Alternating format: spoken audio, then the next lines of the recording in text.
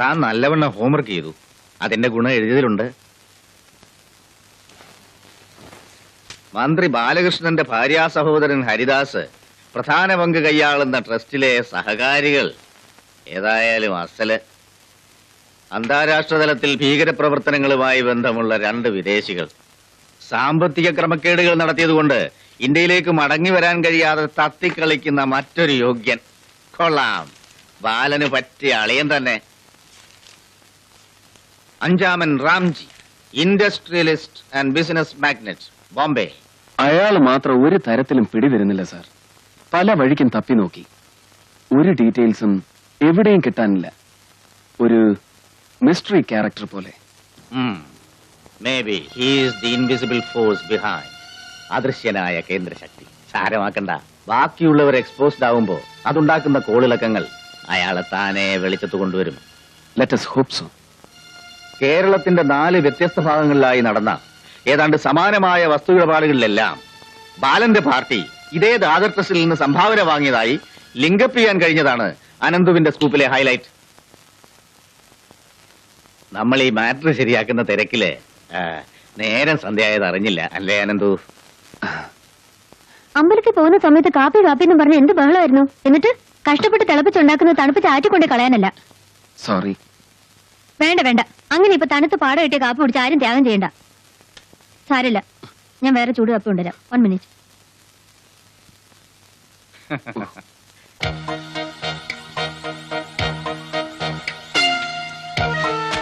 ദുരുപദിഷ്ടവും അബദ്ധജടിലവും അവാസ്തവികവും രാഷ്ട്രീയ പ്രേരിതവുമാണ് ഈ ആരോപണം. ഞാനത് ശക്തിയായിട്ട് നിഷേധിക്കുന്നു. ഈ വിവാദത്തെ ചൊല്ലി സഭയിൽ ചർച്ച വേണമെന്ന പ്രതിപക്ഷത്തിന്റെ ആവശ്യം സ്പീക്കർ നിരാകരിച്ചു. ഇതിൽ പ്രതിഷേധിച്ച് പ്രതിപക്ഷാംഗങ്ങൾ നിയമസഭയിൽ നിന്നും വാക്കൌട്ട് നടത്തി.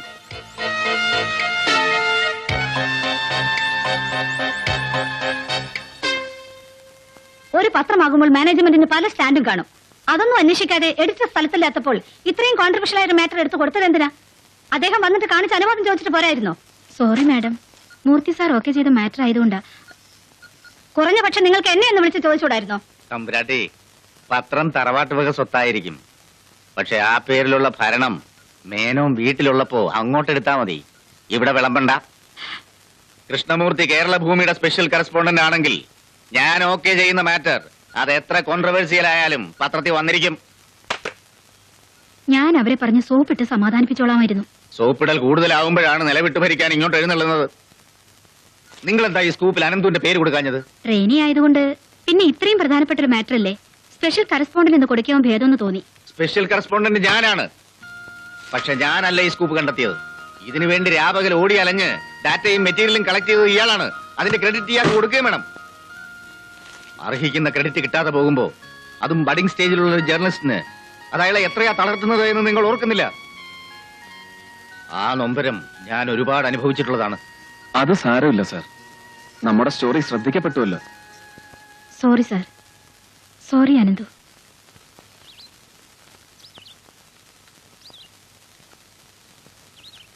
അനന്തുവിന്റെ വീടല്ലേ ഇത്?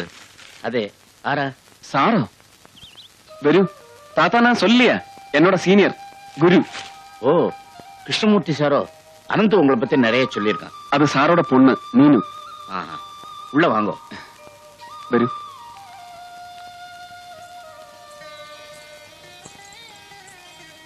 கிருஷ்ணமூர்த்தி சார் அனந்தோட குரு. இது சாரோடைய பொண்ணாக்கும் மீனு.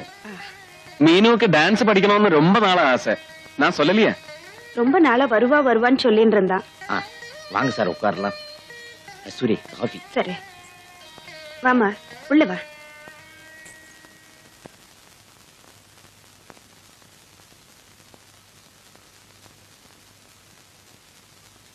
அம்மா, எனக்கு நினைவு தெரிஞ்ச நாள்ல இருந்து நீயும் டான்ஸ் கத்து கொடுக்கற. 2-3 வருஷமா நானும். ஒரு நாளைக்காவது அண்ணன் ஊரு பொண்ணையாவது இங்க டான்ஸ் கிளாஸ் கூட்டிட்டு வந்திருக்காரா? இல்ல. அதுக்கு என்ன இப்போ? அதுக்கு என்னவா, இன்னைக்கு அதிசயமா ஒரு பொண்ணு கொண்டு வந்திருக்காரு.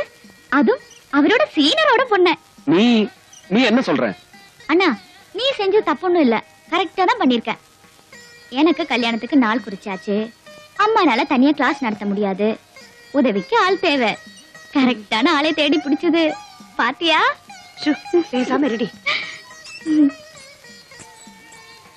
அண்ணா, உன் செலக்ஷன் டாப். எனக்கு ரொம்ப பிடிச்சிருக்கு. நீ என்ன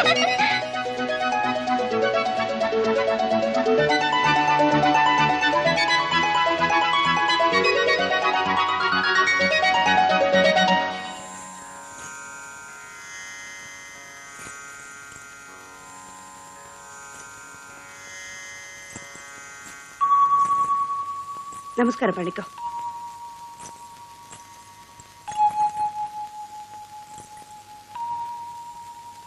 உஷா, நீ கிளாஸ் எடு, நான் இதோ வரேன்.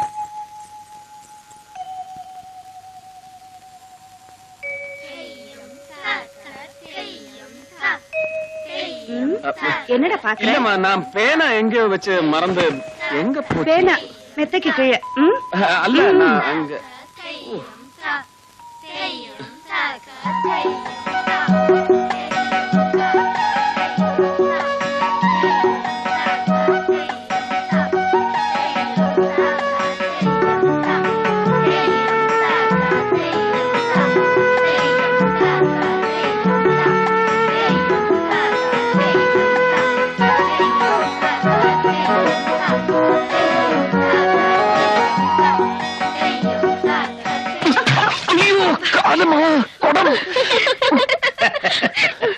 அனந்து, எங்கடா பார்த்து நடக்கிற?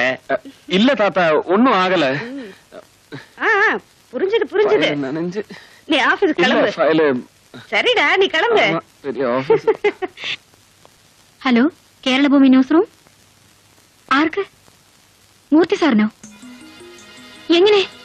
എപ്പോൾ? ആ, ശരി ശരി. മൂർത്തി സാറിന് ആക്സിഡന്റ് ആയിരുന്നു. ജോസ് ജംഗ്ഷനിൽ റോഡ് ക്രോസ് ചെയ്യുമ്പോ ഒരു ടെമ്പോവാൻ വന്ന് ഇടിച്ചാണത്രേ. ഇത്ര രാവിലെ ആവുമ്പോ അതാകാൻ വഴിയില്ല. ചിലപ്പോ ടെമ്പോ ഡ്രൈവർ അടിച്ച് ഫിറ്റായാലും മതിയല്ലോ. ചിലക്കേണ്ട തിരുനാവ് നടക്കി വെക്കി കുറച്ചു നേരം. ടെമ്പോക്കാരൻ നിർത്താതെ ഓടിച്ചു പോയിന്ന്. എന്നിട്ട് സാറിന് കൈക്കും കാലിലും നെറ്റിയിലും നല്ല മുറിവുണ്ട്. പക്ഷെ പേടിക്കാനില്ലത്രേ. ഒടിവ് വല്ലതുണ്ടോ? എന്നാലും നല്ല കിണ്ണൻ ഇടിയായിരുന്നിരിക്കും. മൂക്കറ്റൻ കുടിച്ച് പിമ്പിരിയായി ഫുൾ ടാങ്കില് MG റോഡല്ല, ബോംബെയിലെ നരിമാൻ പോയിന്റും ഡൽഹിയിലെ കൊണാട്ട് സർക്കസും കൽക്കട്ടയിലെ എസ്പ്ലനേഡും 100 വട്ടം പുല്ലുപോലെ ക്രോസ് ചെയ്തിട്ടുണ്ട് ഞാൻ. ടെമ്പോവൻ പോയിട്ട് ഒരു സൈക്കിൾ പോലും എന്റെ മേൽ മുട്ടിയിട്ടില്ല. കണ്ണി കൊള്ളേണ്ടത് പുരികത്ത് കൊണ്ടുവന്ന് കരുതിയാ മതി. അതെ, ഇത്രയല്ലേ പറ്റുള്ളൂ എന്ന് കരുതി സമാധാനിക്കും മൂർത്തി സാറേ.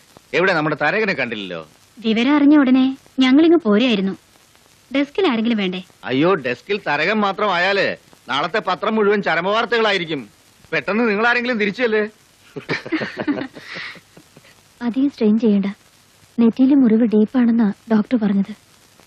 അനന്തു പ്രസ് ക്ലബിലേക്കല്ലേ? എന്നാ ഞങ്ങൾ ഇറങ്ങട്ടെ. ശരി. കോളേജിലെ അറ്റൻഡർ വന്ന് വിവരം പറഞ്ഞപ്പോ ഞാൻ ആകെ പേടിച്ചു പോയി. ഇവളൊരു കഴുത. അങ്ങനെ സ്ഥലം കാലിയാക്കാൻ മൂർത്തി ഉദ്ദേശിച്ചിട്ടില്ല. നിന്നെ എത്തിക്കേണ്ടവന്റെ കയ്യിൽ ഭദ്രമായി ഏൽപ്പിച്ചിട്ട് വേണമെങ്കിൽ ഒരു കൈ നോക്കാം. അച്ഛനെല്ലാം തമാശയാണ്. മീനു വിഷമിക്കണ്ട, ഞാൻ ഡ്യൂട്ടി ഡോക്ടറെ കണ്ടിരുന്നു.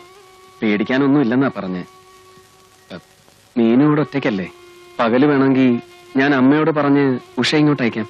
നോ, ഇവിടെ മീനു തന്നെ അധികമാണ്. എന്തെങ്കിലും ആവശ്യമുണ്ടെങ്കിൽ ഞാൻ വിളിക്കാം. താങ്ക്സ്.